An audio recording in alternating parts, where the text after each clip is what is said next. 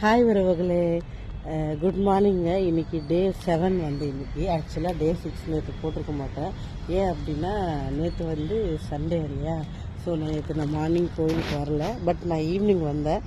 Night டைம்லாம் நான் எடுக்கலை. பட் இன்றைக்கி காலையிலேயே போல் நான் வந்துட்டேன் காலையிலே கோவிலுக்கு.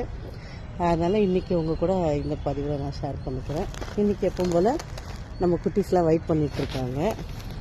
இங்கே பாருங்கள், உங்களுக்கு தெரியுறாங்களான்னு தெரியல. கீழே ரொம்ப ஆர்வமாக வெயிட் பண்ணிகிட்ருக்காங்க ஃபுட்டுக்காக.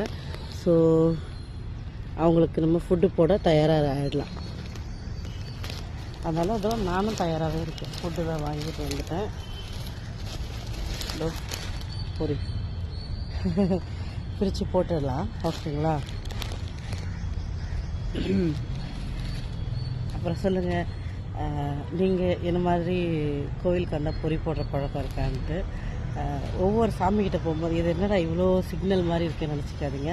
சிவபெருமான்கிட்ட போகும்போது திருநூறு வைக்கிறதா இருக்குது. அப்புறமா வந்து மீனாட்சி அம்மன், அப்புறம் அம்மன் கிட்ட போகும்போது குங்குமம் வைக்கிறதா இருக்குது. திருப்பி முருகரை பார்க்குறப்போ திருப்பி திருநூறு, அதுக்கப்புறம் மஞ்சள், அதுக்கப்புறம் குங்குமம், அதுக்கப்புறம் மேலே நெத்தி குங்குமம். கொஞ்சம் அதிகமாகிடுச்சு, கோச்சிக்காதீங்க. சரி, ஓகே, பாய்ங்க. இன்னொரு வீடியோவில் சூப்பராக பார்க்கலாம். டாட்டா.